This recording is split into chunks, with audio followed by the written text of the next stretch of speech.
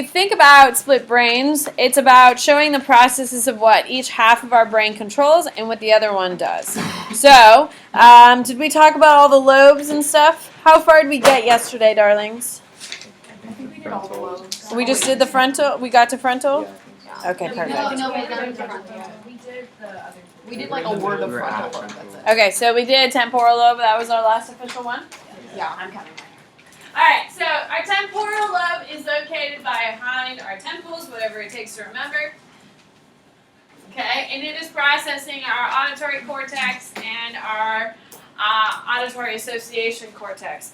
When we talk about auditory cortexes, that is the first time the information is processed. So when someone starts talking to you and you're unprepared, like you didn't know they were talking to you, but you hear something, but you don't know what it is, that's what our primary auditory cortex is hearing, is all that feedback. Your brain actually hears everything that's going on.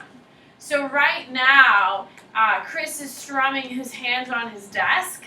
Whether you actually hear it or not, your brain is processing that information. It's depending on what it selects to process, and that is your auditory association area. Have you ever sat next to someone who's like strumming their desk and it just drives you absolutely insane? Yes. Okay, that's because your auditory association cortex has decided to focus on that. Your brain can't process everything in depth, so it has to pick what it's going to listen to. So you could choose right now to listen to me, or you could choose right now to listen to Lashtra's video. It's either or, yes. That also have to do with A reticular formation is going to be pulling out the most important sensory information. Remember, when you're in your auditory cortex, it's all right here. Your eyes and your ears are processed pretty much solely in your brain, while all of your sensory stuff is going to be that. Which is why, I don't know about you, but I'm super flinchy. If someone touches me, it freaks me out. Like, I just don't like people touching me. Like, I don't do hugs. Like, I just don't want to be touched. Like, ew. But so if someone touches me, like it's a reticular formation, mine's really jarring. So when someone touches me, I just like completely flinch. That's more of the sensations. Think about it, makes sense. If it's in the lower brainstem, all that information is coming through there, and it says, hey, it's like a red flag, like, oh, this is important, kind of thing. Well, your auditory and your eyes are being processed, so like in your brain almost immediately. There's not quite that. All right, and then you have your frontal lobe. And your frontal lobe, the most important thing, every time you deal with the frontal lobe, think about it in the context of, if a human can do it, it has to be processed in the frontal lobe.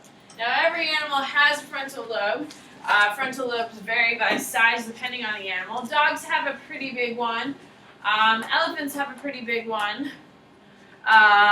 Goldfish do not. No surprise. Cats don't really have that big of one either. Mine are the dumbest creatures in the history of time. They're not even good at being cats. Like, one of them can't jump. How do you not, like, jump if you're a cat? Duncan. Duncan can't jump? So stupid. Donut's fat. Duncan's skinny. Is Donut the one that can't run? I mean, can't jump? No, Duncan is. She's just too stupid. That's Oh. McCrae calls her BOGO because we bought Donut and we got Duncan for free. That's how it works. Just so they had a buddy, so McCrae calls her BOGO. Did you go to the like Humane Society. main society? They give you free Busch Gardens tickets. Yeah. Yeah, That was that's not what they happening give us. when I was getting a kitty. Alright, here we go. So, your frontal lobe holds your motor cortex. And the reason why it's important and it makes a lot of sense that your frontal lobe is holding your motor cortex, because elephants can't plie. A monkey can't plie. I don't think I could plie. Isn't that what you have your heels together and then like you squat? Yeah, I can't do Well, it's a that. ground play is all the way down. There's like different heights. Okay, none of that is working on this. Just can't. Okay, so a plie is a fancy move. Monkeys can't do backflips. I thought I've seen Dogs the can do spider backflips. monkey do a backflip. I've seen a cat In do real it. life? No, my On cat. purpose. My cat do a On backflip. purpose. No, my Like cat. Dogs do a can On backflip. do it. purpose. Yeah, if you flip your cat, that's not actually the cat. Like, you could pick me up and flip me over, and technically, I guess that'd be a backflip, but it wouldn't be a successful one. I'm saying, like, oh, I'm going to stand here and do a backflip, and then they do it. That's different than...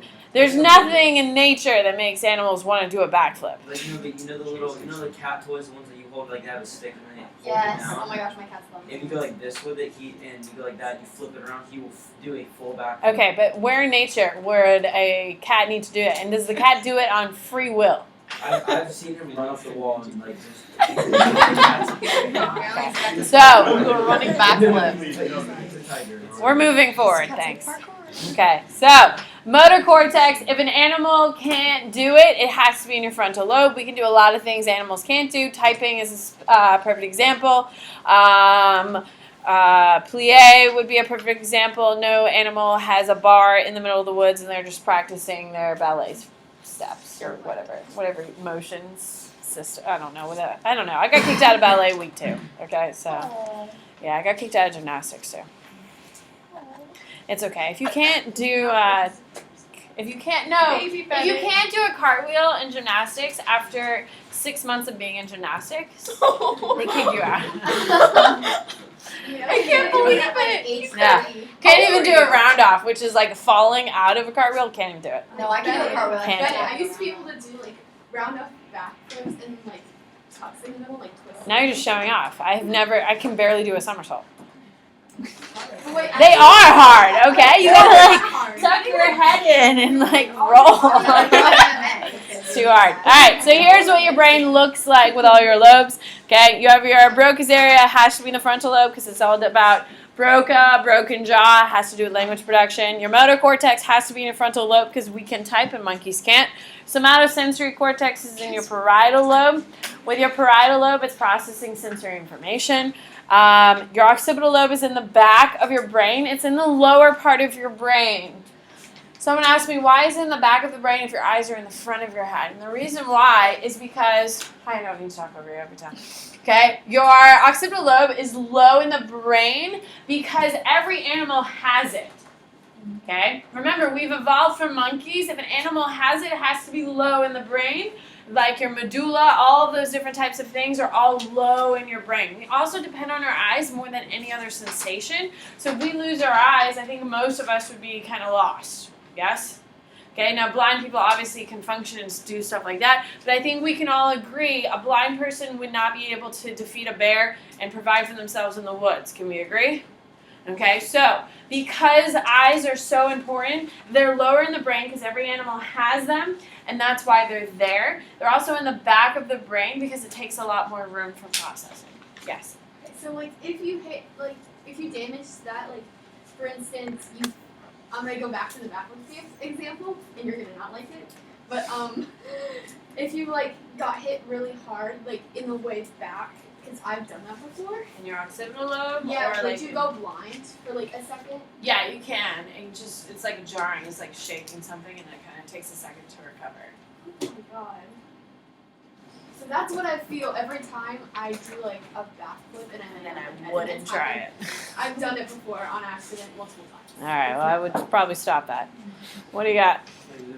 Where do you get like the whole thing from like if you like black out? Blackout. It just depends on how much damage you have, brain swelling, stuff like that. Because some people like when they get like super injured, they black out and they don't like. Okay, that's not something I teach in AP Psych, so Google it. Here we go. So here is what your somatosensory cortex looks like. Now, obviously, this is a cartoon to help you see what exactly is going on. So here's a cross-section of your somatosensory cortex. In this cross-section, this is where information from your toes are processed. This is where information from your foot is processed. Hip, arm, legs, different parts of your somatosensory cortex are processed in different cross-sections of your somatosensory cortex. Now, it is important to know if this is where your brain, your somatosensory cortex is processing your foot, the motor cortex, where it processes or sends information to your foot, is right next door. Why? Faster. Yeah, it's much, much faster. If they're right next to each other, okay, it makes it much, much faster. So when you look at diagrams like this, it's just showing you where on your somatosensory cortex or where on your motor cortex you're processing different information from different parts of your brain. Isn't that the weirdest image? So gross. It just looks not So It's nasty. weird. It's weird. It's so creepy. The longer you look at it, the I weirder don't like it looks. I don't like the It's just tan. really long He's leg. supposed to slap me. It's really creepy. All right, so here's just a brief summary on all this stuff. Remember, your articular formation is predominantly in your medulla, but it's also a little bit in your pons. Okay, and that's about focusing on stuff like that. Now, your association areas. Association areas are called areas, not specific locations, because we don't know exactly where they are. So your two association areas that you should know, at least by now, is Wernicke's area and Broca's area. The reason why they're called Broca's area is because we don't know exactly where in your frontal lobe we're processing, moving your mouth, your tongue, your air, all that stuff. We don't know exactly where in the frontal lobe that's processed. Unlike the somatosensory cortex, we know exactly where sensations are being processed in the somatosensory cortex, which is why we have that really creepy diagram. Okay? Unlike that, we don't know exactly where our mouth, our jaws, all that stuff is getting that information, but we know it has to happen in the frontal in the frontal lobe, which is why it's called an area. Same thing with Wernicke. Inside of our temporal lobe, we don't know exactly why it's there or where it is, but we know it's there. Hence why they got areas. All right. Your next major thing is Broca's aphasia. Now, Broca is dealing with Broca's area. Broca's area deals with language production. Okay, Broca, broken jaw. If you can't move your mouth, you can't make words. Broca's aphasia is what happens when your brain can't produce language anymore. Okay? Now, I used to teach at Wharton High School. In my last year teaching at Wharton, so 4 years ago, I don't even know the kid's name. He was not one of my kids, so I didn't know him. Anyway, one of our football players was on the practice field, and some kid threw him a football, and he was running backwards to try to catch it. And as he was turning, he tripped and hit his head on a sideline chalk machine. Yeah, he hit right here on the side, on the chalk machine. He had severe brain damage. The chalk machine went into his brain. He had severe brain damage, so much so that they had to cut open his skull. Now, typically, if your brain is swelling with any trauma, your brain swells, typically they just drill a hole into your skull just to release the pressure. So the blood can squirt out, and then your brain can, because if you don't release the pressure, you're going to die. So they usually just drill a hole into it. His brain was so swollen that they had to cut a line, they had to cut off his entire skull cap in order to let his brain kind of like release the pressure. That's how bad his injury was. One of the side effects of this injury, which happened in his senior year, apparently he was a pretty good football player, he was going to go to a D2 school and play football, not anymore. One of his side effects was Broca's aphasia. And what Broca's aphasia for him looked like, when he came about, okay, he would want to say, I'm going to walk the dog, and it would turn into rainbows, ice creams, cheese. It's just a mixing up of unable to produce words or mixing up other words in the production. So in his head, he's saying, I want to walk the dog, but the production of sound is either no production, which sometimes can happen in Broca's aphasia, or your mouth just is matching up the wrong words. So what happened to him is that he had to relearn how to pronounce words again. So his speech pathologist would stick her fingers into his mouth and teach him how to form the words or the sounds again, and then form the words. And then that's how he'd have to relearn his language. What do you got, Hunter? So like with mute people, their Broca's area is like... It doesn't always, it's not always clean. Does that make sense? Guys, when people are blind, it's not because their occipital lobe or their visual cortex doesn't work. It could be an eye issue. It could be a retina issue. It could be a bunch of things. For hearing, there's typically two major causes why people are deaf, whether it's in on their eardrum or is it in the auditory cortex. There's two major reasons, stuff like that. So it's not always super, super clean. Does that make sense? It could be, yeah. It absolutely could be. Chris? So like when people have a seizure, and like when they're like recovering, and they like have to They have to relearn how to speak. That's Broca's aphasia. When they completely forget how to speak or they mispronounce or say things wrong and stuff like that, that is Broca's aphasia. They literally have to like move your mouth in order to, this is the b, and they sit there and they make you make the B sound and they teach you b, and they kind of go through it that way. Rochelle? Okay, so like when you're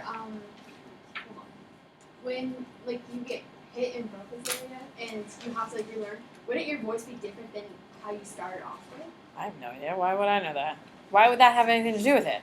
Your voice is controlled by your like throat, your voice box, and air. Oh, okay. So that makes sense. Yeah, no, two separate. All right, so Wernicke's aphasia is causing an affected person to be unable or produce meaningful speech. With Wernicke's area, they're not able. Broca's area, in their head, they're saying the right thing. So the kid could write down a message and it's coherent. Like he understands language, just can't make it correctly. With Wernicke's area, there is no processing of language. There's just confusion of what the language possibly could be and just cannot string it together. So not only producing language, but writing. So instead of saying, I'm going to walk the dog, he would write carrots, peas, soda. Trying, like in his head, he'd be like, and unable. Yes? With Broca's, do they hear what they're saying? No, because in your head, you're kind of saying it right, and there was a lot of frustration on his part. He's like, and that was part of the thing. Like he had to, especially immediately coming out, because this was obviously perfect for my content. So I got a lot of information. A lot of the kids were good friends with this guy, obviously. And so they were like, oh my God, Miss Bennett, this is happening. So that's why I kind of know. When he first came out, coming out of his coma, he was very frustrated. They had to sedate him a bunch of times because he'd get so frustrated trying to like express like and all that stuff. And it was just the frustration. In his head, he's saying it right because it's just Broca. It's just your production. The words are in his head. He didn't forget language. He forgot how to produce it. And that was the issue. And it's crazy. And Wernicke's area is the inability to process that information. So they're hearing you, but like instead of like speaking, like hearing English, like if all of a sudden I started speaking to you in German, which I can't speak any other language. If I could, I would do it now because it would be perfect, but I can't. It would be like, what the hell is she saying? Like, this makes no sense. That's what Wernicke's aphasia is like. Inability to recognize language. Just like all of a sudden everyone switches language on you and you have no idea what they're saying. Yes? Have you seen the video where it's this like girl and she can make gibberish in like all the different languages? So like, Why would I watch a video like that? well, it was viral for a while. All right. No, but that's what I would imagine it's like. Because, like, she'll say something and it sounds like English, but it's no actual words. You know what I'm saying? Probably. That's probably what it sounds like if you have Wernicke's. All right, I see the connection. What do you got, Mom? So like the dude from Morton, if he like learns again how to pronounce words, will he be fine? Yeah. He can pronounce. By the end of his senior year, it really wasn't at the end, but the end of senior year for all of his classmates, he was able to produce some words. Like hello, yes, no, stuff like that. But he wasn't, I don't know him, so I haven't kept track. And I also came here, which makes it easier to kind of not follow that. Don't judge I see you judging, and I'm a little hurt. But yeah, he's still in therapy. He's still around Tampa Bay. He hasn't gone to college or anything like that. He hasn't finished school. He's been he was also having difficulty walking and doing stuff like that. Just really, it's a terrible accident. Yes. It reminds me, someone goes to my church and he got hit over the head with a baseball bat. As one does. Go ahead. Well, and he wasn't like able to talk for a long time, but now he can, but you can still tell it's like Yeah, slower. there's a slower, there's a stutter, because your whole brain, when you have trauma to your brain, and we really get into this when we talk about taking drugs and stuff like that, when you mess with your brain, you mess with the chemistry of your brain and the functionality of your neurons firing. Right now, if you haven't taken any drugs and you haven't had any brain damage from trying to do backflips, your brain is at its highest functioning at your state right now. Okay, your brain is firing as much as you possibly can. When you get older, your brain doesn't fire as fast Okay? But if you do any damage to it, it affects it. If you go into a coma, you're always going to have lasting impact. If you have severe brain damage, you're always going to have a lasting impact. This accident is going to follow this kid for the rest of his life. That he will always have physical and intellectual effects because of this accident. What do you got? So you say you go into a coma and it's about like medical induced coma. Like I asked my friend who was in medical induced coma. It's going to affect you. Okay. The reason why they put them in a medically induced coma is for some sort of medical reason with the brain. Whether they're in so much excruciating pain, it's just easier to knock them out so they're not experiencing it or whatever. There's something going on, and that is why they do it. So it's going to have an effect. Just like everything. If you get a really bad cold, it affects your entire body. Like your immune system gets weak, your muscles get weak. And have you noticed if you ever get really, really sick, it takes you forever to recover? And that you're never really as strong as you were and stuff like that? Everything takes an effect. Everything you eat, drink, do has an effect on your body. Some have minimal effects, some have really lasting effects. Obviously, the more traumatic, the more lasting effects it is. Like, for instance, I tore my medial meniscus in my junior year of high school, and I tore it again my freshman year of college. My knee is complete crap. It just hurts. When it rains, it hurts. I'm just old. I will never run as good as I did beforehand, and I'm still dealing with the consequences of it. I have to ice my foot every night because of waiting tables, teaching, and running. Like, I'm old, and I will always have this pain, and it will only get worse. When you have a brain injury, it's there. It doesn't go away. There's even less likely it's going to go away in your brain because there's no muscle to kind of build up or anything like that. It's just how it is. So take care of your brains because you're not going to get another one. All right.